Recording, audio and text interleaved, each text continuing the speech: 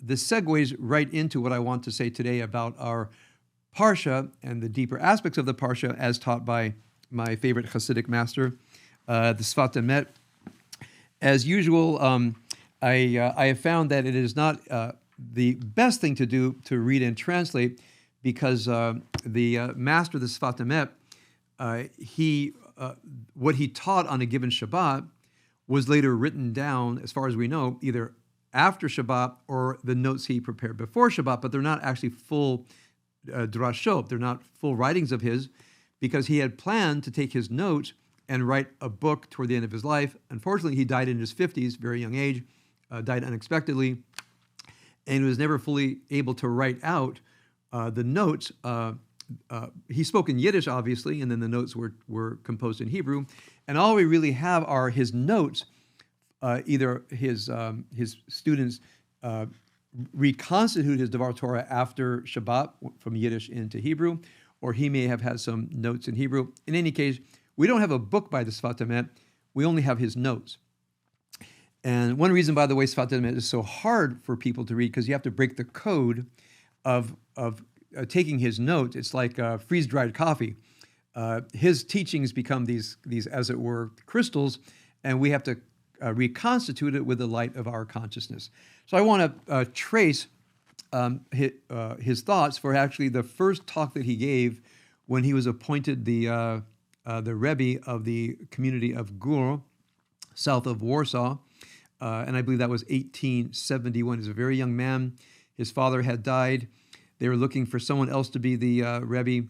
He had studied at the feet of his grandfather, a very famous Hasidic Rebbe, and they decided to appoint this very, very young man.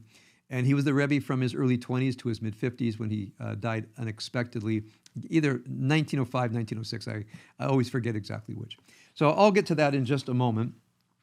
What I'd like to do is to bring your attention to two things that I think are essential to studying any rabbinic, Kabbalistic, or Hasidic understanding of Torah. And that's in our Torah portion, going back to what was read today. We're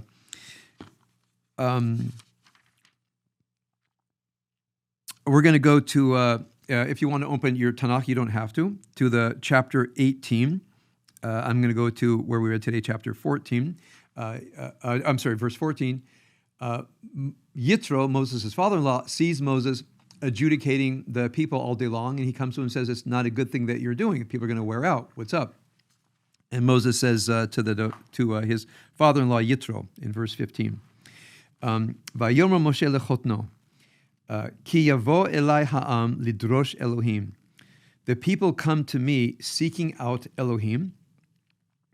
They bring a matter to me. I'll go over straight to the English. "And I judge between a man and his fellow, and I make known the decrees of God and God's teachings." So he says, "V'hodati et chukei ha'Elohim ve'et torotav."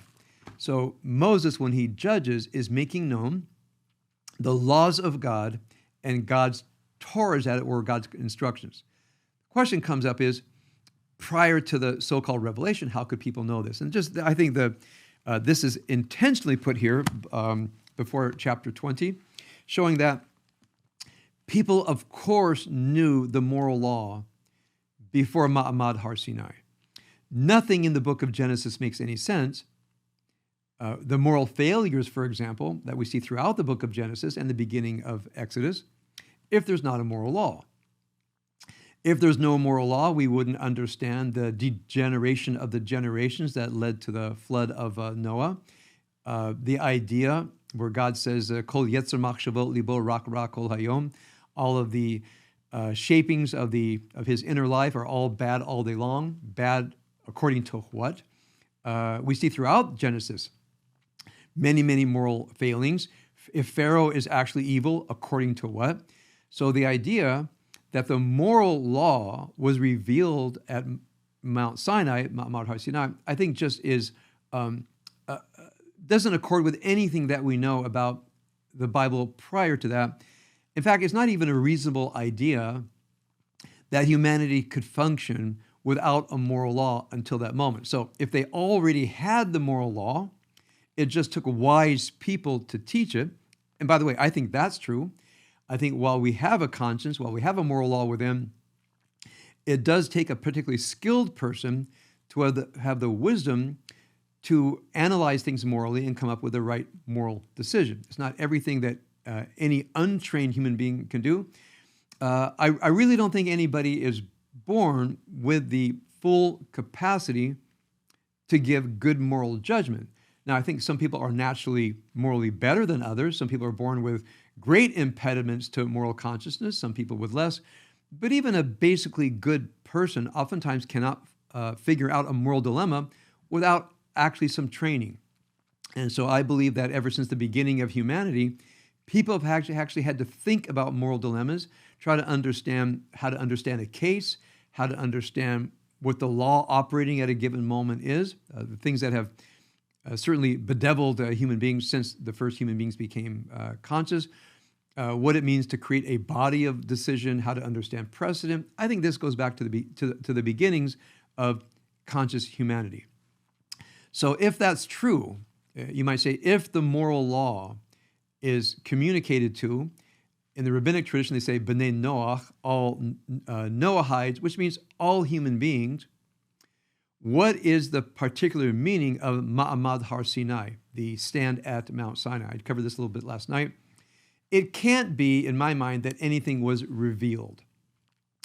For God to say, I am Adonai, your God who brought you out of Egypt, they were all there. Now, perhaps Adonai wanted to emphasize it, but I think many people says, yeah, we were there. You didn't actually need to tell us that. The next thing, have no gods before me. That might be news, but it doesn't seem to have been spectacularly stunning news that the God of the universe who humbled Pharaoh and brought the Israelites out of Egypt would say, there are other Elohim, apparently. I mean, there are many parts in the Bible where the Bible admits there are other Elohim or divine forces. You could call them malachim, angels, but the Bible actually says Elohim. So Elohim on one hand means God.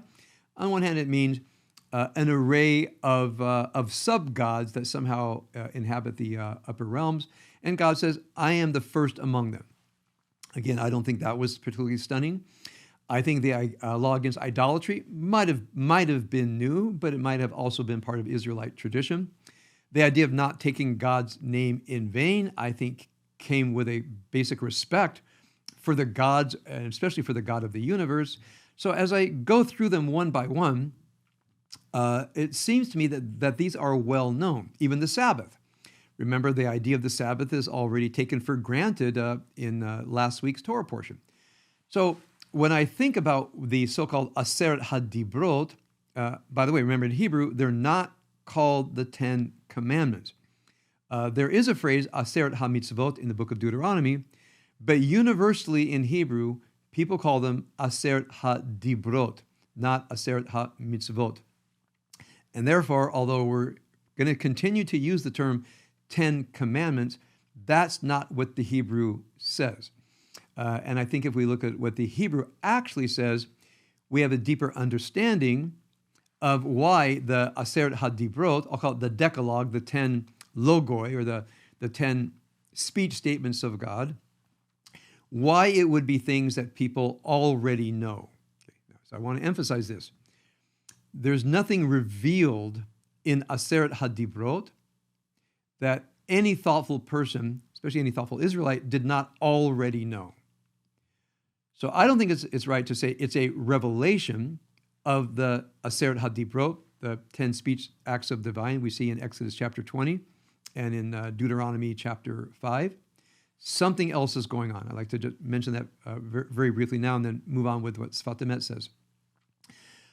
So what is happening here? So I have let's say, a more colloquial way to describe it and then a deeper way to describe it. If nothing new is, as it were, revealed or said, I think one thing that becomes apparent is the things that people know to be true, to be moral, are now given particular, acute, emphatic, divine force, which means what's taken as the moral law that helps society cohere, no murder, no stealing, no adultery, don't lie in court, things like that, now has the power of the divine. the power of the divine in what's called an apodictic way, meaning or as Kant would say, in a categorical way. It doesn't matter what you think. It doesn't even really matter how you try to put this in rational terms. It's actually a categorical law. Now, ask yourself, well, what kind of law is not categorical?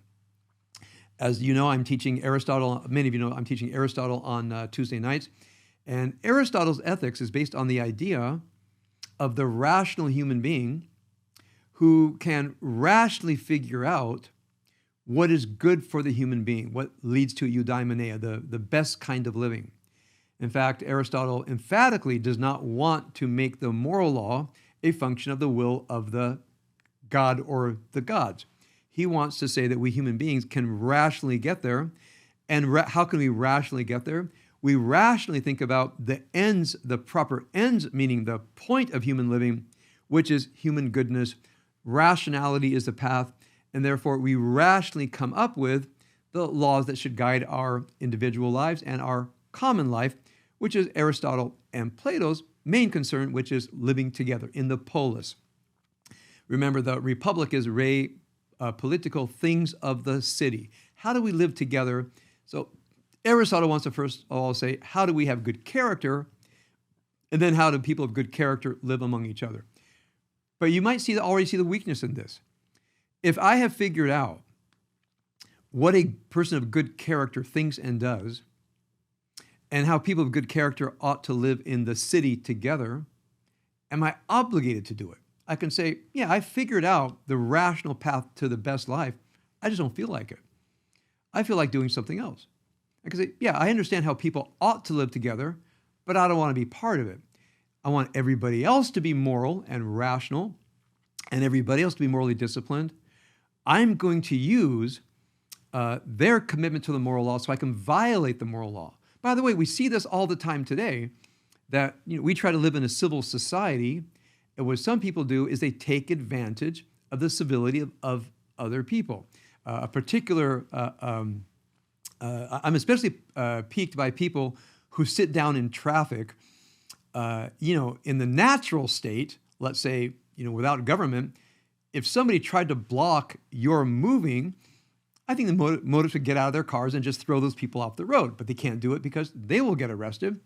And so how can people sit on a freeway and they can block a mile of traffic and the motorists not get out of their cars and get those people out of the way? Well, it's against the law. Now, it is also against the law to impede the movement of another person. But the people who sit on the freeway know that they're safe because they're relying on the civility of others. So I want you to think about this.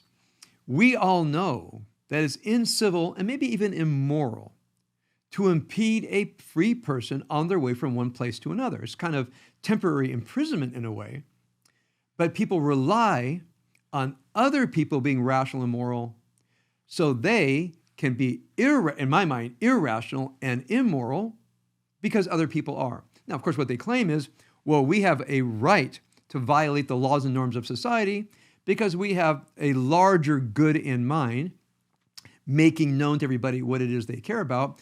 But try to imagine that a law for human beings, which means I can violate a moral law because I have something more important on my mind, and therefore I can violate your right as a human being to move from one place to another. Try to imagine that's a rule for everybody, which means if I have something that I really care about, I can go out and stop you from going wherever you want to go because I have this bigger thing in mind.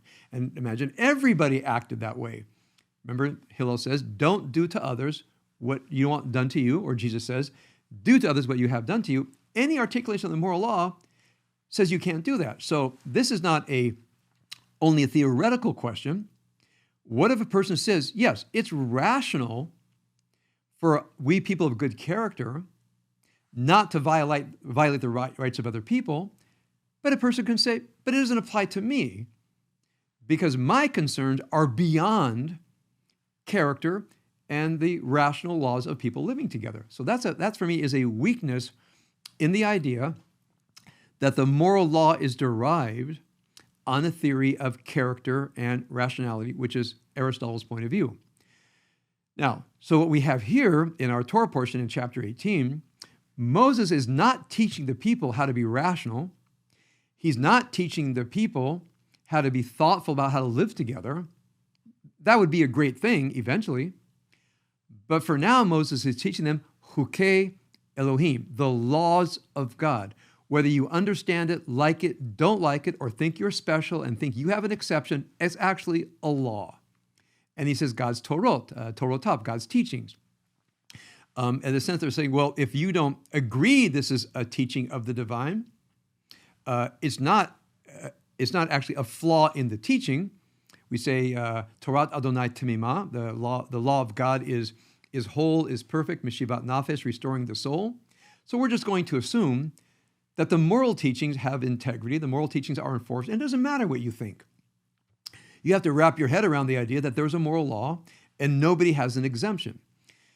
So this is very different from the idea of rationally arriving at law versus the idea that I call natural law. I find myself very much in the Western natural law tradition, that by our nature as human beings, there is a moral law, and it applies to you whether you like it or not, as this applies to most people in their day-to-day lives. It doesn't matter how you feel. It doesn't matter how emotional you get. It doesn't matter how distraught you are. There's a moral law and force, and your job is to restrain yourself, have some kind of inner regulation and self-discipline. Now, I want to add here one of my favorite teachings of M. Scott Peck. If you're of a certain generations, we've all read The Road Less Traveled. One thing M. Scott Peck wrote, and I remember this from when I read him, probably as a teenager, he says, discipline is rooted in love. Discipline is rooted in love. Now, the day-to-day things that we need self-discipline for, ultimately, there are things we need to do to live well, to not procrastinate, get our taxes done in time, practice your musical instrument, make sure to go to the gym. But what is all that about? It's a love of living well, maybe even a love of other human beings. Maybe we live well and healthy for the sake of people who love us, that don't want us to die early, maybe out of love of God. But M. Scott Peck says, at some level, anything that we want that needs us to discipline ourselves, which means control the wayward parts of our being, is rooted in love of self, love of others, and love of the divine. I think that's a very, very deep thing. So the laws of life, therefore, are rooted in love. Why are there laws of life? Why does God have Torot? Why do we say Torat Adonai Temimah? The teaching of God is tamim, is whole and perfect. Because we don't always know how to love ourselves, how to love others, and if you're spiritually inclined this way, and how to show proper love for the divine. And we can't wait until everybody figures it out. Certainly children and teenagers can't figure this out. I think someone needs to notify them what proper self-love looks like, what proper love and regard for other people looks like, and again, if one is so inclined, what love for the divine looks like. So how then do I understand the Ten Commandments? It's taking things that people already know, that people might have figured out and thought, well, we need to do these things so that we may live among each other without violence and harm to each other. And something comes in and says, actually, that's true. If you follow these laws of life, you'll be able to live with each other and not harm each other. But there's a deeper thing. It's not the law that you do because it leads somewhere. It does lead somewhere good, but that's not why it's law. This is law because it's law. Now, this leads to two very different understandings of the law and of the natural law, and put in the language of moral philosophy. Is law teleological, which means is the law there to serve an end, or is it deontological, ontos meaning being, or is law there as a function of our human being? Two very different ways of understanding the law. One is it's law because it leads somewhere good. That's called teleology. Telos is the end of the matter. Deontological means because it's a nature of human being. Ontos meaning the Greek word for being itself. Now, I think all good law has both a deontological side, which means it's law because it's duty. It's just the nature of a human being. It's rooted in human nature, hence natural law. And law has also the ends in mind, teleological. So my study of moral philosophy, I find myself balanced between a deontological understanding of law, meaning law as duty, a priori duty, and law as teleology, where it leads. I tend toward the deontological, meaning law as duty, especially in my, certainly working with myself and counseling other people. Because I constantly run into people who are having trouble in their lives. Because when I talk about the law of virtue, meaning the law of not harming others with your words, and the law of managing the inner life, don't allow yourself to suffer unnecessarily. We can bring nobility and dignity to our inner lives, and it's a law, which means if you say, well, I don't mind that I'm anxious, depressed, guilty, filled with shame, victimhood, and so forth, I like the way I am, that's actually, from a Jewish perspective, against the law. Because we're ought to try to create as much goodness in ourselves and the world as possible as a law. So the law applies to managing our inner lives, the law applies to managing our interpersonal lives, and then people sometimes say, well, my emotions get the better of me, or I can't stop this inner life habit, although they haven't even tried. And my response, of course, is, well, you have a duty, so it's not a question of if, it's a question of how. And that is a kind of a deontological question, meaning we have a duty of inner repair, we have a duty of living virtuously with each other, and the only proper question is how, not if. And once one asks the question how, then one really has to figure out ways to overcome your resistance, my resistance, our resistance, to living virtuously and to managing our inner lives. So that's why I prefer the duty side of law a little bit more than the end side of law, although they ideally they do coincide at some level. Now, so when we get down to what are the meaning of aseret hadibrot at a simple level is that which seems teleological, which means it's a good idea so that we can live among each other, is, well, teleologically, it is a good idea, but it actually has the force of a divine command. I think that changes things up a bit. And again, this is, if I understand Aristotle right, it's anti-Aristotelian that law is based on rational understanding of living well with good character, but rather law is based on a natural law, which means a will beyond human will that's imposed upon us in ways that I think theologians who believe this have to work out, and I consider myself one of them. Now, we get to the deeper dimensions. As I mentioned last night, I didn't fill this in.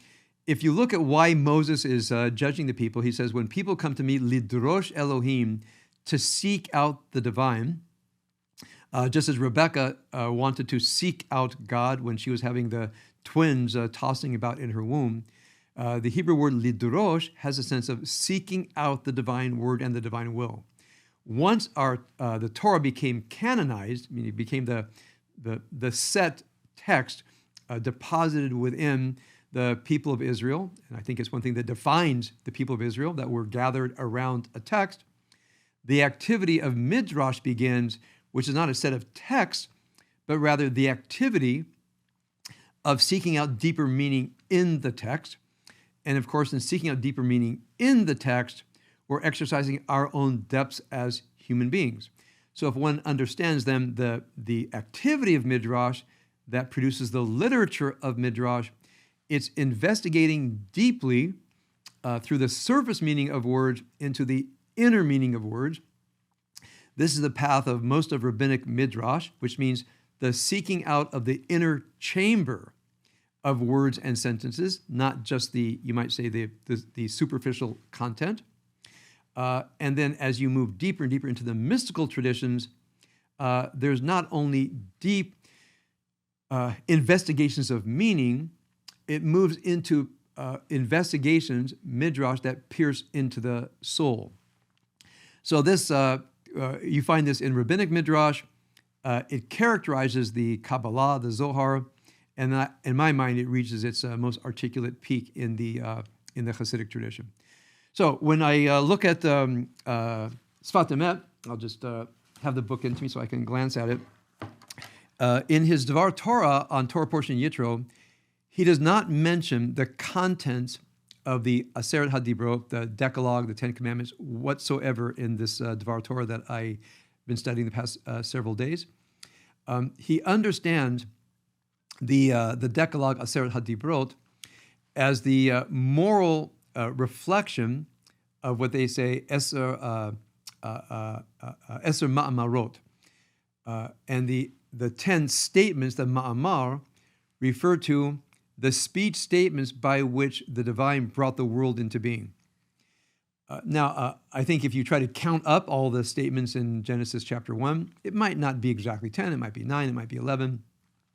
But the rabbis needed to say, I think because of Aseret HaDibrot, that the world is brought into being by these 10 divine ideas.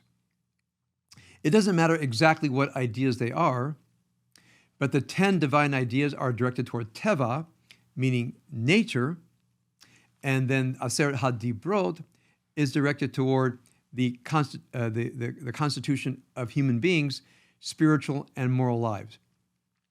So one part of the Midrash says that as the divine is contemplating creating the world, the natural world, through the Eser Ma'amarot, the 10 statements, there's this strange inventive idea that divine says, I will condition creating the natural world only if the Israelites in the future will accept this formalizing of the moral world. So now we see Ma'amar Har Sinai. It doesn't really refer to the Israelites standing at Mount Sinai. It refers to every human being, kind of a contract. I accept the gift of living in this natural world. I accept the gift of life, the condition being that I commit myself to being a moral and spiritual being with integrity. That's the contract. That's the condition. So the Midrash says the natural world is only here because human beings have accepted the contract to live in this natural world in a certain way. Now, this leads to fanciful midrashic ideas that the natural world is here because enough human beings are committed to moral and spiritual living, and that if human beings were not committed to living with moral and spiritual integrity, as it were, the natural world would collapse. Now, that's a really interesting metaphor to think that the world is propped up only because enough human beings in one time or another are committed, you might say, to the moral and spiritual work of creation. Again, there's the natural world creation and the inner world creation. So Sfat Emet goes further and says that any etzah, any let's say rational advice contained anywhere in Torah is a levush, is a garment. If you collected all of them and broke them down into one commandment after another, a mitzvah here and a mishpat there and a chok there, it looks like a bunch of disparate things. Sfat Emet says there are a bunch of disparate things that actually refer to a unitary whole, which is called chiyut. This is one of the most common terms in Sfat Emet. Chiyut means something like, it's from the word chai, alive. Chiyut is a point of divine life granted the human being. So imagine that there is a chiyut of the divine, a divine energy, a divine anima, placed into the human being, and the chiyut of the divine exists in every human being as a kind of a whole, but it seeks to be expressed into the world. So how do you take the chiyut, the buried, unseen, you might say chiyut in exile, which means it has not achieved its proper place. We bring the chiyut of the divine out through our moral and spiritual lives. So you might say the moral and spiritual laws of life are the garments of the chiyut of the divine placed within us. So just one more step. Try to imagine there's a power within you, a chiyut of the divine, that is yearning to be expressed into the world, and you express it into the world by living according to some assemblage of moral and spiritual laws.